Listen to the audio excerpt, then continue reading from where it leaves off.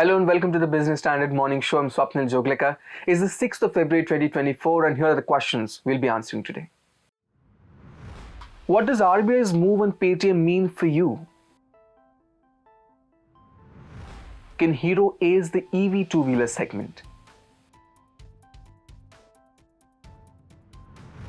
What should be your investment strategy post-budget? And who are Lakhpati Didis? Come March, and most Paytm soundboxes might fall silent. It is a void which will be difficult to fill. But the RBI has given a decent window, and merchants are slowly porting their accounts to rivals like PhonePe and Google Pay. While Paytm is trying hard to put its house in order, its wallet and FASTag services will come to a halt after February 29. So what does it mean for you? Abhijit Kumar finds out.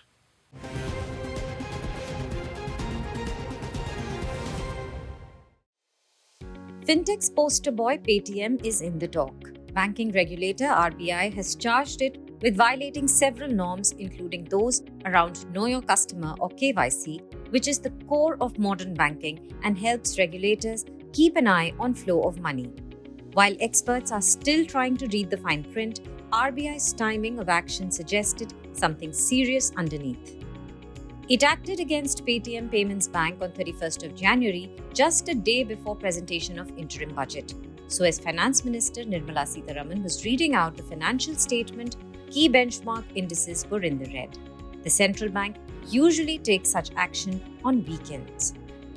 Paytm stock, meanwhile, continues to bleed. It has crashed close to 40% since the crackdown.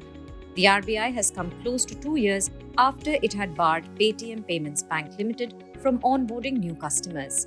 That was 11th of March 2022.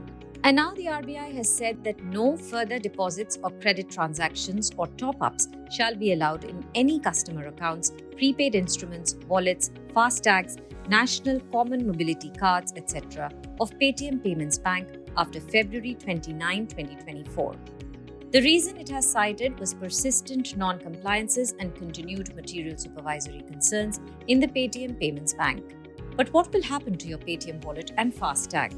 Your Paytm app's wallet comes under Paytm Payments Bank, so beginning March 1st, 2024, you will not be able to add money to it. You can just use or transfer the existing money which you have already added to it on or before February 29, 2024.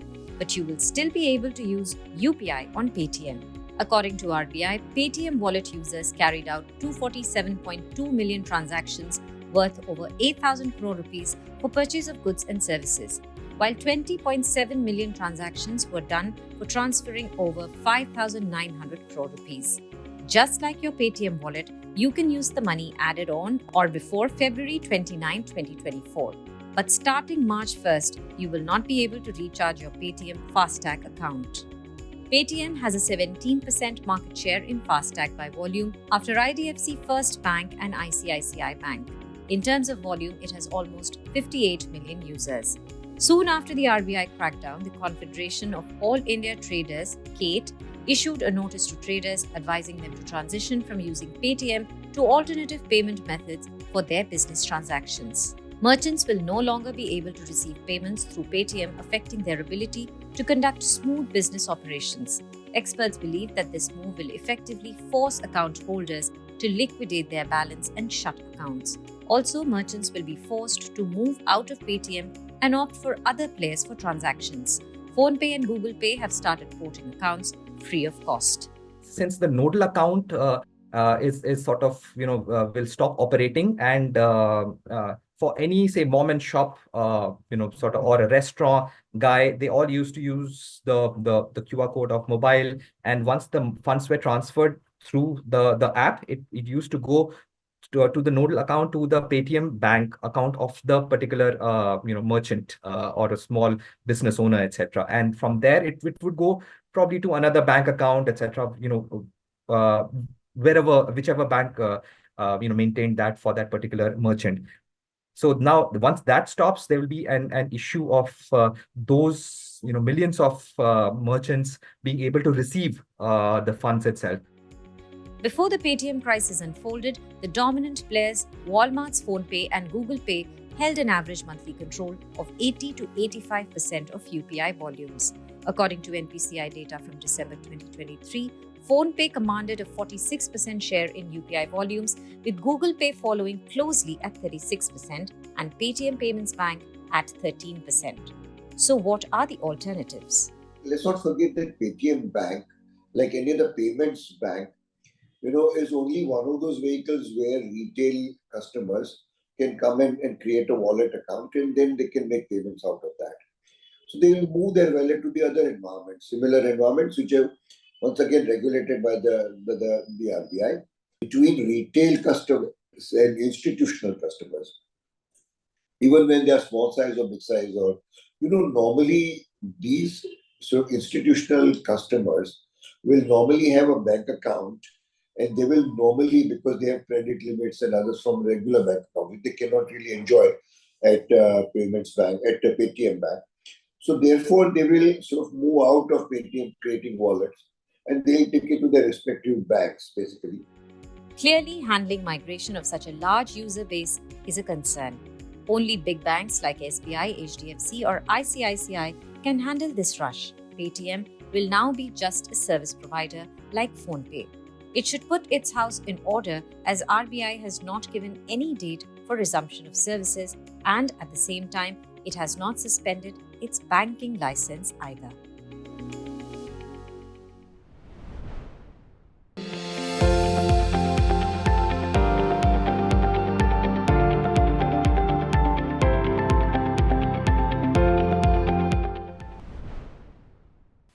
The market value of Paytm has crashed by over 20,500 crore rupees in 3 straight market sessions, and its circuit filter has been reduced to 10% to stop the bleeding. On its part, Paytm has denied any wrongdoing. Moving on, the world's largest two-wheeler manufacturer, Hero MotoCorp, is planning to increase its pace in the electric vehicle market.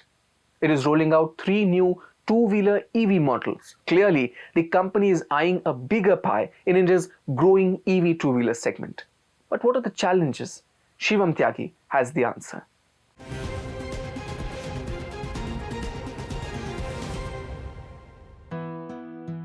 The biggest two-wheeler seller in India, Hero MotoCorp, is set to expand its presence in the electric vehicle or EV market in 2024. It plans to introduce 3 electric scooters in the mid, affordable, and business-to-business or B2B segments, as revealed by its CEO Niranjan Gupta recently. The current lineup includes only one electric scooter, Vida, launched in October 2022. Vida is currently available at 150 stores across 100 cities in India. The company is planning to make it more accessible by launching a mid-priced version and an economically priced version in the next 12 months. H.S. Bhatia of Kelvon Electronics and Appliances and the manufacturing partner for automaker Daewoo believes the tremendous growth potential in the EV two-wheeler segment is making new players join the race. The race has just begun. And from less than 1 million vehicles in 23, we're talking of two-wheelers now. From less than 1 million vehicles in 23, which is the current year, the last year, we are looking at something like 1.2, 10 million or 12 million by 2030. So which means that if the total share of EV two-wheelers in the entire two-wheeler industry was 1% in 2022, became 4% in 2023, we are now talking of 50% by 2030. So it is the organic growth of the market which is driving all the players, whether new or old, into this industry and take it as a very, very serious, business. Having said that, there are challenges, of course, like charging capability or capacity is one big challenge where the EV two-wheelers are worried if I was to take my vehicle and if I run out of charge, where will it go to? And so many other things, including the safety, which is also very critical because of late a few batteries or vehicles have exploded, So these are the big challenges, but government is addressing them with a lot of compliances and other safety measures. And I'm sure the private players are also into it. Hero MotoCorp's profits soared in the second quarter of FY24 with the 47% year-on-year rise to Rs 1,054 crore, while revenues grew to Rs 9,445 crore, registering a growth of 4.1% year-on-year. In 2023, the company announced an investment of around Rs 1,500 crore in capex, and a majority of this will be on electric vehicles. Hero's push into two-wheeler electric vehicles comes at a time when the sector is witnessing record sales. Electric two-wheeler registrations in India increased by 36% in calendar year 2023. More than 850,000 electric two-wheelers were registered in 2023, compared to over 630,000 in 2022. Out of the total registrations of two-wheelers in India, EVs accounted for 5.2% in calendar year 23. According to market research firm PNS Intelligence, the size of the Indian electric scooter and motorcycle market stood at $893 million in 2022 and is estimated to grow at a compound annual growth rate of 27.3% to reach $6.1 billion by 2030. Presently, Ola Electric commands a majority market share of 33% in the two-wheeler EV segment, followed by TVS with 20%, according to the data provided by the Society of Indian Automobile Manufacturers. Hero MotoCorp, however, sold only a little over 14,000 units of VIDA during the April-December period of FY24. It was 4.5% of its total scooter sales during the period. In a competitive market, where the first movers have already grabbed the majority of the market, how will Hero make inroads to gain market share? So if you look at the philosophy, right, Hero has always had a customer-focused philosophy, and they have looked at always reducing the cost of ownership for their vehicles to the customer and providing good touch points of customer care. So if you look at these three aspects, and if they were replicated in the electric vehicle strategy, give total low cost of total ownership of the vehicle with good customer service, and bring the cost of daily usage to the consumer lower than what the others are able to do, then they would actually succeed in their effort to penetrate the market. Hero is aggressively exploring strategic collaborations to expand in the EV segment. In 2023, it partnered with Ather Energy for a network in 100 cities with 1,900 fast charging points. It also joined forces with Zero Motorcycles to manufacture and sell electric vehicles in India. Hero announced its entry into the European market, introducing the VIDA electric two-wheeler in Spain, France, and the UK. Bhatia of Kelvon Electronics shares how Hero is placed to ace the EV segment in India. See, it is not a 100-meter dash that you have to have a great start. It is a marathon in which you need a lot of stamina and you need strength. Hero has that strength. Hero has many strengths actually. They have, it's a big number game, and they have the trust of the consumer because of their heritage and because of the brand strength. So they enjoy the trust. They have millions of vehicles on the road.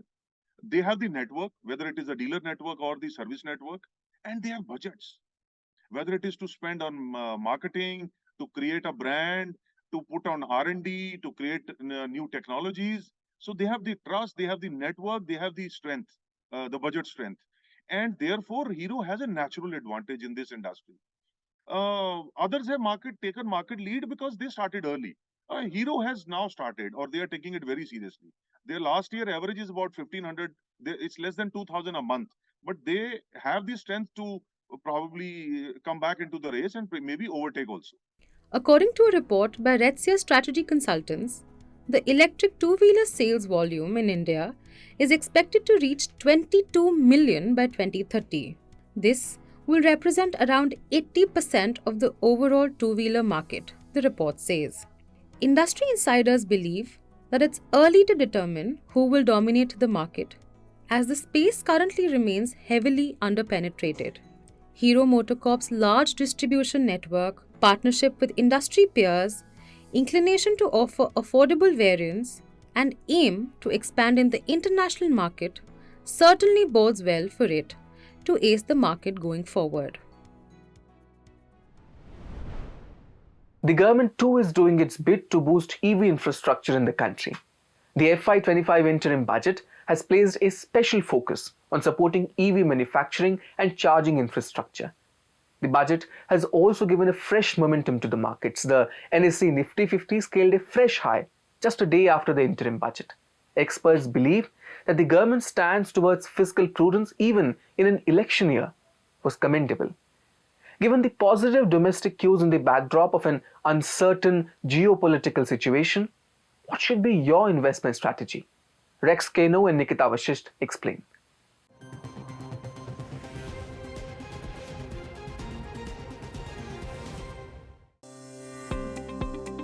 Equity markets hit record highs a day after the interim budget for FY25 was announced.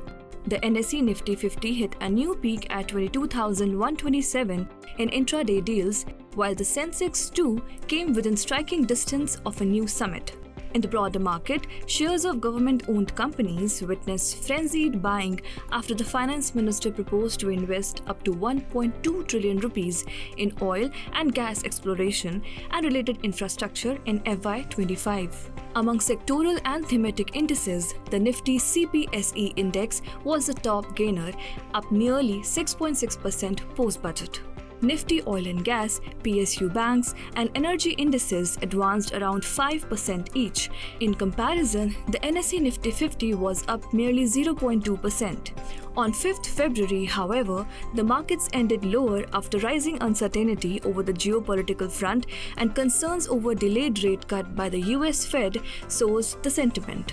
Against this backdrop, analysts expect the positive momentum to continue, albeit intermittent corrections.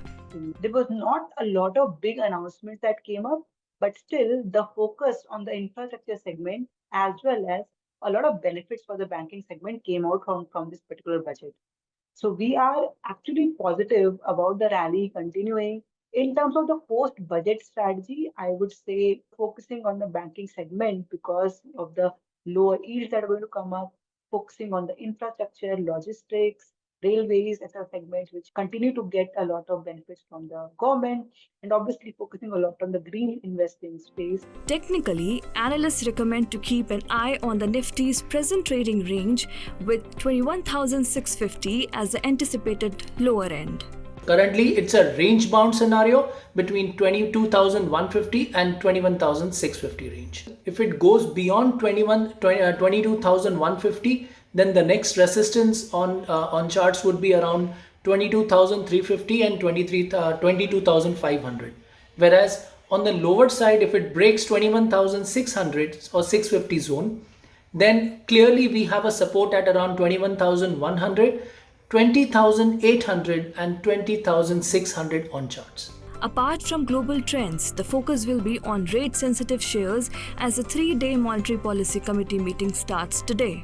Among individual stocks, BLS E-Services will make its debut on the bourses. Whereas Britannia, Godrej Properties, GSFC, Nykaa and TTML are few prominent companies scheduled to announce December quarter results on Tuesday.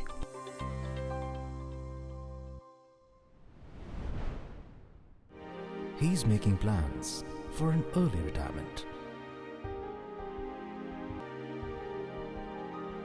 Business Standard.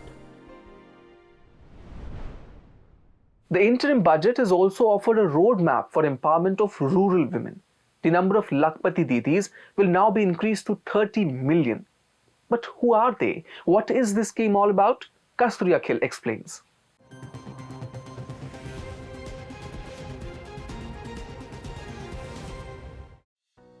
In the 2024-25 budget, Union Finance Minister Nirmala Sitharaman announced that the government will train 30 million women, up from last year's 20 million, under the Lakhpati Didi scheme. The aim is to provide skill development training to women in villages to make them self-reliant and prosperous. Lakhpati is a Hindi term for someone who owns 1 lakh rupees. This scheme was first announced by Prime Minister Narendra Modi during his Independence Day speech last year. Under this scheme, women self-help groups or SHGs are taught skills like making LED bulbs, plumbing and drone repairing among others. As part of the scheme, about 15,000 women self-help groups will learn how to operate and repair drones, which will be further used in agricultural activities, enabling precision farming, crop monitoring, and pest control. The scheme will also encourage women to join self-help groups like Anganwadi Didi, Bank Wali Didi, and Medicine Wali Didi and train them the necessary skills to become financially independent and earn a sustainable income of at least 1 lakh rupees per annum per household. Since the announcement was made in 2023, the Lakhpati Didi scheme has been rolled out in several states, and according to media reports, the mission has already covered 742 districts across all states and UTs except Delhi and Chandigarh. In the interim budget speech, Sitharaman said that about 90 million women have been mobilized into 83 lakh SHGs that she claimed are transforming the rural socio-economic landscape and have already assisted nearly 1 crore women to become Lakhpati Didis. Media reports suggest that since FY14, nearly 7 trillion rupees worth of bank credit has been availed by the self-help groups.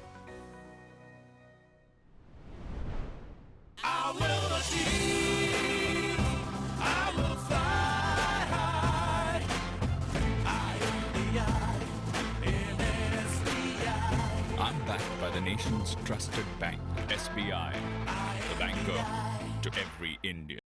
And just like Bangladesh, the NPAs in loans given to rural women in India is considerably low. It is just 1.9% here.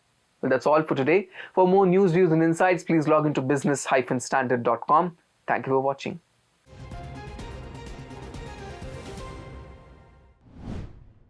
If you like this video, share it and subscribe to Business Standard. For more news, views and insights, log on to www.business-standard.com. Do also follow us on YouTube, Twitter, Facebook, Instagram, Telegram and LinkedIn.